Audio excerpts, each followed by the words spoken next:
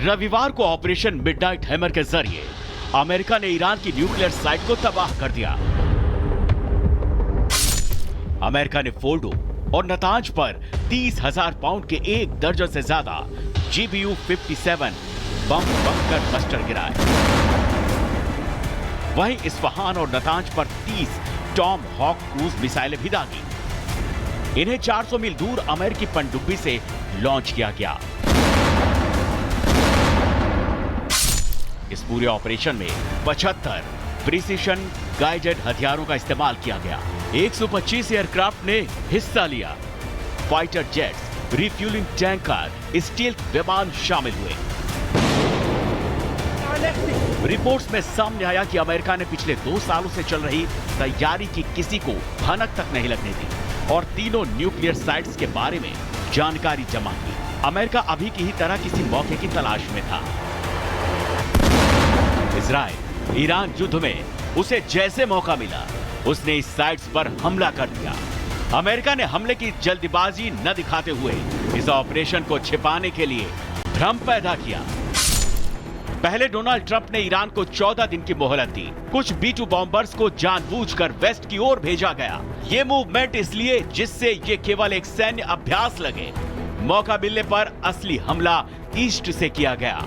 कुछ बॉम्बर्स को प्रशांत महासागर में तैनात किया गया, जिसे ईरान समझे हमला प्रशांत महासागर से होगा, जबकि असली हमला व्हाइटमैन एयरफोर्स बेस से किया गया।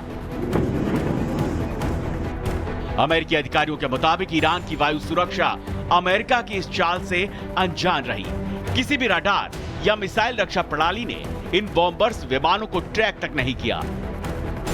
अब आपको ऑपरेशन मिडनाइट हैमर की वो तस्वीर दिखाते हैं जिससे आपको यह समझना आसान होगा कि कैसे B-2 बॉम्बर्स ने ईरान को हैरान परेशान कर दिया। अमेरिका के मिसौरी व्हाइटमैन एयरबेस से 21 जून शनिवार को 0001 हार्स पर टेक ऑफ किया B-2 बॉम्बर्स ने।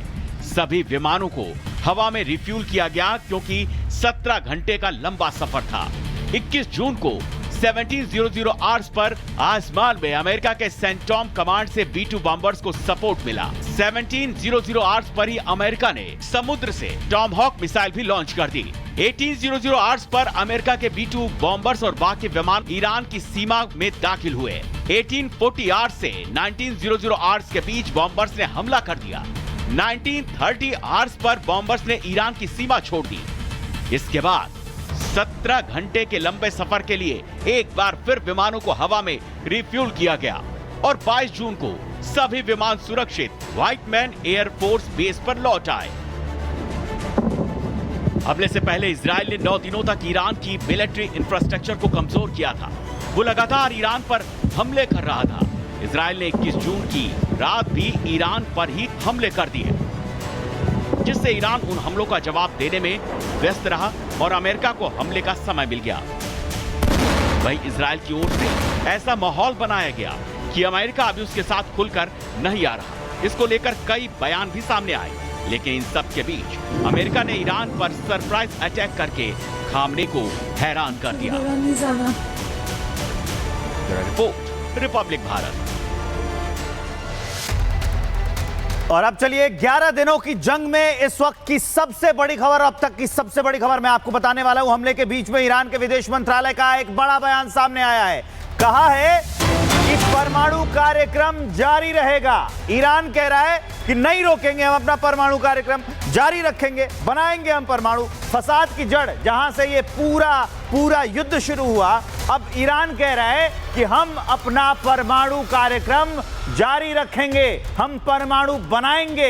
हमले हुए तो क्या हुआ, हम नहीं डरेंगे। ईरान के विदेश मंत्रालय से यह बयान सामने आया है कि हमारा परमाणु कार्यक्रम जारी रहेगा। ईरान साफ कह रहा है कि हम अपना परमाणु कार्यक्रम बंद नहीं करेंगे। इस बीच एक और बड़ी अपडेट है।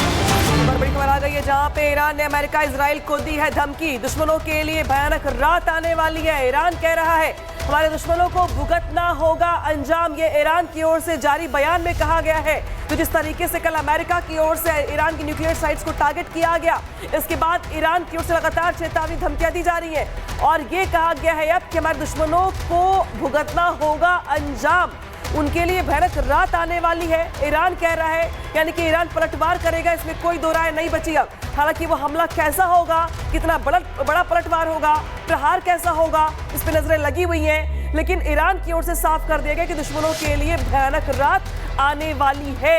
ईरान की ओर से बड़ी तैयारी यहाँ पे पलटवार के तौर पे की जा रही है। जब ईरान के पर कल हमला किया गया अमेरिका की ओर से, और आज भी इजराइल की ओर से टारगेट करते हुए अलग अलग शहरों को निशाना बनाया जा रहा है, और अब ईरान की ओर से ये साफ कर दिया गया है, चेतावनी दी गई है, धमकी दी गई है कि जो दुश्मन है उनके लिए अब खतरनाक रात आने वाली है। तो दुश्मनों के लिए खतरनाक रात आने वाली, ऐसा ईरान कह रहा है। लेकिन आपको बताएं, इराक इरबिल असद एयरबेस 2000 अमेरिकी सैनिक जहां पर तैनात है, तो ये वो बेसेस है जो कहीं टारगेट पर हो सकते हैं, अमेरिका के वो बेसेस। आपको इराक की हमने जानकारी दी, अब सऊदी अरब की जानकारी ले लीजिए। फाइटर जेट 35,000 से ज्यादा सैनिक सऊदी अरब में भी अमेरिका ने जो बेस बनाया हुआ है वहां पर तैनात है। कुवैत की भी बात कर लेते हैं, यहाँ पर 5000 मरीन कमांडोज और 2 बड़े एयरक्राफ्ट कैरियर अमेरिका ने स्टैंड बाय पे रखे हुए हैं। बहरीन की बात कर लेते हैं, बहरीन में देखिए अल उबैद एयरबेस है और ये जेट रिफ्यूलिंग की फैसिलिटी है जो स्टैंड बाय पर रखता है अमेरिका। जॉर्डन में भी अमेरिका का एक बेस है, जहां अम्मान में 2000 से ज्यादा अमेरिकी सैनिक तैनात है। यानी आप समझिए मिडिल ईस्ट में एक तरह से अमेरिका ने अपना जाल बिछाया हुआ है। यूएई की भी बात कर लेते हैं, ये नक्शे पे मैं आपको दिखा रहे हैं और जानकारी हम दे भी रहे हैं। यूएई में देखिए नेवल आर्मी बेस के साथ 3 बेसेस हैं यूएई में, जहां 6000 सैनिकों की तैनाती रखी गई है। तो ये वो अलग अलग 9 अमेरिकी बेसेस हैं जो आप कहीं ना कहीं रडार पर हो सकते हैं ईरान के, क्योंकि ईरान कह रहा है कि हम तो बदला लेंगे और हम बदले के मूड में हम रुकने वाले नहीं। इस बीच बड़ी खबर आ रही है, उसका रुख करें जो आपको बताएं, इजराइल के ड्रोन को मार गिराया ईरान ने। ईरान की वायुसेना ने इजरायली ड्रोन को मार गिराया है, यानी इजराइल भी जो अटैक कर रहा है उसको डिफेंसिव मोड के साथ अब अटैकिंग मोड में ईरान लेते हुए दिखाई दे रहा है। और यही वजह है कि जो ड्रोन था इजरायली ड्रोन, उसे मार गिराया गया। तस्वीर भी आपको दिखा रहे हैं, खुरमाबाद की ये तस्वीर है, इजरायली ड्रोन को कैसे ध्वस्त कर दिया है आसमान में, ये तस्वीर आप देख रहे हैं। तो ईरान अब बहुत गुस्से में है शायद, क्योंकि अमेरिका के इस युद्ध में आ जाने के बाद अब इजराइल को जहां पर हैंड मिल रहा है, वहीं ईरान खुद को अकेला महसूस कर रहा है। लेकिन अकेले ही कैसे खुद को डिफेंड कर रहा है ईरान, वो तस्वीर हम आपको दिखा रहे हैं। इजरायली ड्रोन पर अटैक किया गया,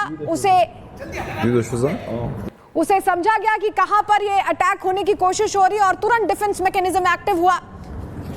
इजरायली डिफेंस सिस्टम ने इसे मार गिराया है। तस्वीर हम आपको दिखा रहे हैं, इजरायली ड्रोन को मार गिराया, कैसे आसमान से नीचे धरातल में गिर रहा है, ये तस्वीर आप देख रहे हैं।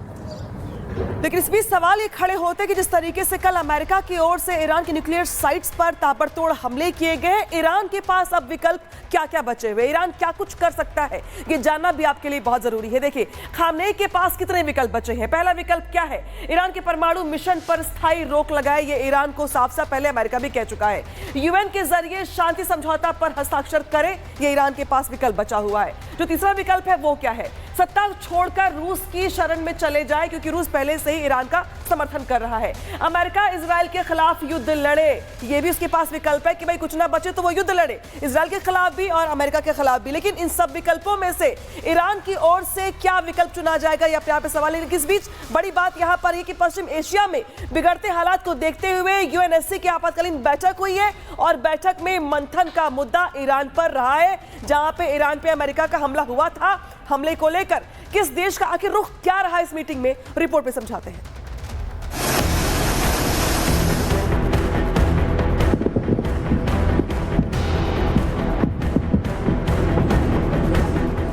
ईरान इजराइल युद्ध में अमेरिका खुलकर एंट्री कर चुका है। ईरान गुस्से से तमतमाकर लाल है।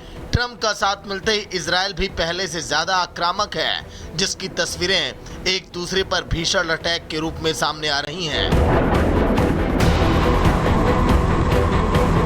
इस भीषण जंग के बीच ईरान की मांग और पाकिस्तान, चीन, रूस के संयुक्त राष्ट्र सुरक्षा परिषद यानी कि यूएनएससी की आपात बैठक बुलाई, जहां सभी देशों ने ईरान पर अमेरिकी हमले को लेकर अपना रुख साफ किया।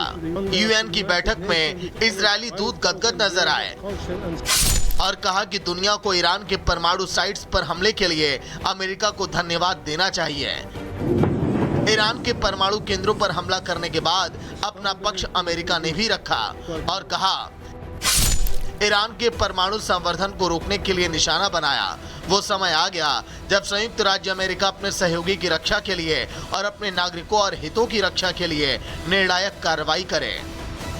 दुनिया को ईरान के परमाणु कार्यक्रम के खतरे को दूर करने के लिए अमेरिका को धन्यवाद देना चाहिए। U.S. military strikes targeted nuclear facilities in Fordo, Natanz, and Isfahan with the aim of dismantling Iran's nuclear enrichment capacity and stopping the nuclear threat. The time finally came for the United States, in the defense of its ally and in the defense of our own citizens and interest, to act decisively. लेकिन बात शांति की थी, cease fire की थी, जिसके बदले attack को लेकर अधिकतर देश अमेरिका की निंदा करते नजर आए। हमला ईरान पर किया गया है तो बैठक में ईरान ने अपनी आगे की रणनीति सीधे तौर पर साफ कर दी है और कहा अमेरिका ने एक बार फिर लापरवाही से नेतन्याहू की रक्षा के लिए अपनी सुरक्षा का बलिदान देने का फैसला किया है। परमाणु संप्रसार संधि को राजनीतिक हथियार के रूप में इस्तेमाल किया है। हमारे सुरक्षा बल उचित समय, प्रकृति और पैमाने पर इसका जवाब देंगे। अमेरिका ने एक बार फिर लापरवाही से नेतन्याहू की रक्षा के लिए अपनी सुरक्षा का बलिदान देने का फैसला किया है। परमाणु अप्रसार संधि को राजनीतिक हथियार के रूप में इस्तेमाल किया गया है, जिसका इस्तेमाल आक्रामकता और गैर कानूनी कार्रवाइयों के बहाने के रूप में किया गया है। हमारे सुरक्षा बल उचित समय, प्रकृति और पैमाने का निर्धारण करेंगे। ये अंतर्राष्ट्रीय परमाणु ऊर्जा एजेंसी के दोहरे मापदंड एक नैतिक और राजनीतिक घोटाला है। परिषद को निर्णायक कार्रवाई करनी चाहिए और इस आक्रामकता की निंदा करनी चाहिए, नहीं तो मिलीभगत माना जाएगा।